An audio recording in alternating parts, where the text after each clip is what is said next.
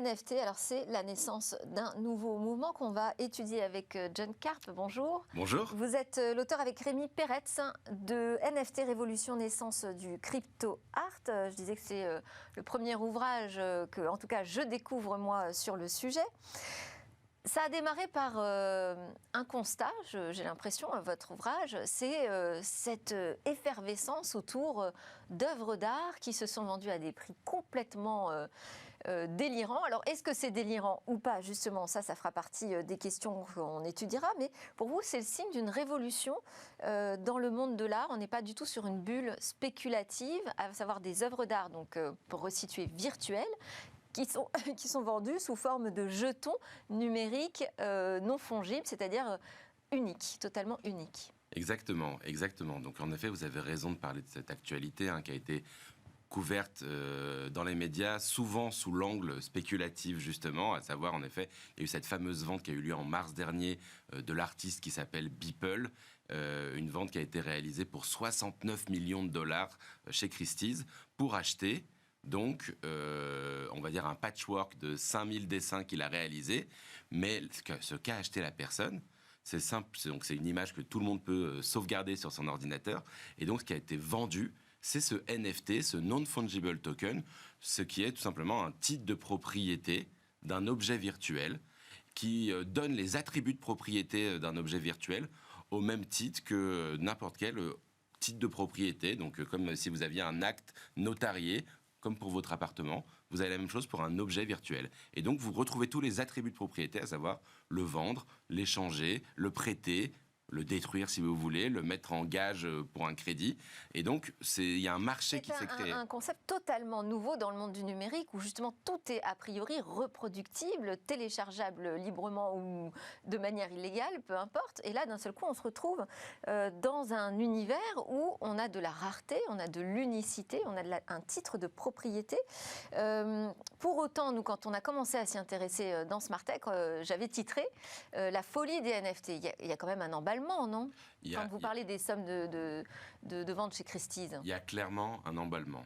Mais il y a un emballement qui est à la hauteur de cette révolution. En effet, il y a de la spéculation, il y a un emballement, mais comme on a connu finalement pour toutes les révolutions, que ce soit Internet, que ce soit même le chemin de fer, on va dire, il y a quelques siècles maintenant, quand on est en train de percevoir quelque chose qui va complètement impacter toute la société, bah forcément, des investisseurs ou des gens qui ont de l'argent ont envie de se positionner les premiers dans ce domaine, ce qui génère de la spéculation. Est-ce que ça veut dire, parce qu'il y a la spéculation, qu'Internet ne devait pas exister ou que le chemin de fer ne devait pas exister? Avec un peu de recul, on se rend compte que souvent, la spéculation a malgré tout raison. Ça ne veut pas dire qu'évidemment, il n'y a pas des sommes folles qui sont échangées. Ça ne veut pas dire qu'il ne va pas y avoir des montagnes russes, justement, spéculatives qui vont avoir lieu. Ça veut juste dire qu'on est en train de toucher du doigt quelque chose qui va révolutionner notre société. Ouais, ça, on en est convaincu. Alors après, se pose la question, s'agit-il véritablement d'un mouvement culturel nouveau? Est-ce qu'il y a une crypto-culture?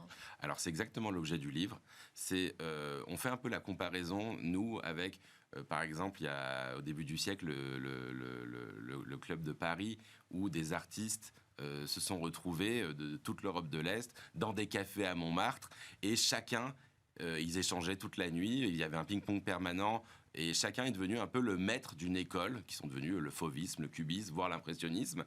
Donc, il y a eu ce creusot culturel, cette bande de copains qui se posaient des questions, qui avaient une nouvelle époque, qui avaient envie de révolutionner, qui avaient des nouveaux médias même à l'époque, et qui se sont dit, OK, la situation telle qu'elle est aujourd'hui, la société telle qu'elle est aujourd'hui, est en train d'évoluer, et donc posons ces nouveaux codes. Et ce qui se passe dans le crypto aujourd'hui, dans le crypto art, c'est exactement ça. Ça veut dire que depuis, on va dire 4 ans pour être large, mais ça s'est beaucoup accéléré les 2 dernières années, on retrouve, au lieu d'être dans un café à Montmartre, c'est sur Twitter, on retrouve ces personnes qui sont, on va dire, une dizaine, puis une centaine, puis aujourd'hui des milliers d'artistes, qui ont commencé à échanger, à se faire un ping-pong permanent, et qui posent tous cette question de qu'est-ce que l'art à l'heure du digital? Et ça va même un peu plus loin, c'est même qu'est-ce que la propriété à l'heure du digital? Qu'est-ce que nous sommes? Qu'est-ce qu'un être digital? Qu'est-ce qu'un être réel? Il y a toutes ces questions qui sont posées dans leur art, et forcément, il y a un ping-pong permanent de cette bande de copains qui font que, selon nous... Est-ce qu'il y a des grands artistes déjà aujourd'hui, selon vous, du crypto-art? On a des maîtres, oui, on a des maîtres aujourd'hui, et selon moi... On peut en citer quelques-uns? Bien sûr. Alors, bon, on a ce fameux Beeple qui a fait cette vente de 69 millions de dollars. Malgré tout, bon, c'est celui qui a le vendu le plus cher, donc forcément on peut en parler, même si moi personnellement c'est pas mon préféré, mais malgré tout, il vient pas de nulle part.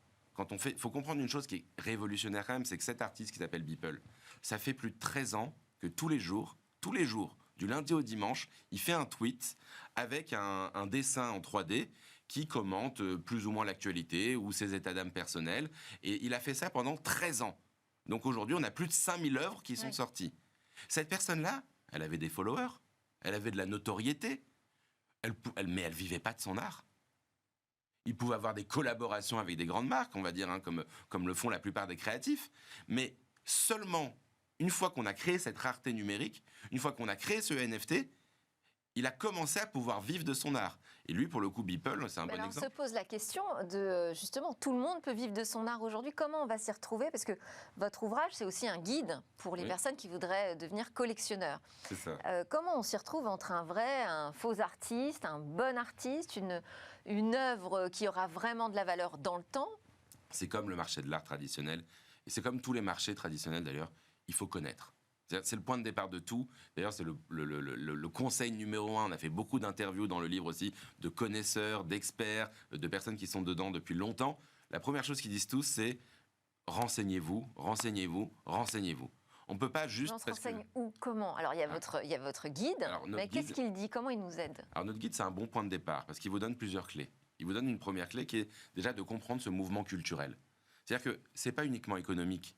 C'est un mouvement qui est sociétal. C'est un mouvement même qui est politique. Il faut comprendre que ce mouvement crypto, il y a une vraie sous-culture qui est en train de devenir une culture dominante, qui est à la fois cette culture, on va dire, née dans les années 90, du jeu vidéo, du manga, cette culture de l'Internet qu'on retrouve beaucoup chez les millennials, mais qu'on a tous un petit peu avec ces échanges, ces gifs, ces mèmes, ces réseaux sociaux, ces avatars, et cette culture crypto qui est un peu politique, qui est un peu, on va dire, moi j'appelle ça décentraliste. Ça veut dire une forme d'autonomie vis-à-vis des institutions traditionnelles que sont les États et les banques. Et donc il y a un terrain culturel qui s'est créé, qui est en train de devenir une culture très importante. Et moi, je pense qu'il va devenir mainstream à un moment donné. Donc, on explique déjà d'où on vient, on explique ce que c'est, puis on explique en effet, quand même, on rassure les personnes sur le fait de qu'est-ce qu'ils sont en train d'acheter et qu'est-ce qu'est la valeur, on va dire, parce que forcément... Est-ce qu'on peut la connaître, cette valeur, dans le temps? Puisqu'on est vraiment à la naissance d'un mouvement. C'est très difficile à savoir. Ouais, c'est un investissement qui reste risqué quand même. En tant qu'investisseur, évidemment que c'est très risqué.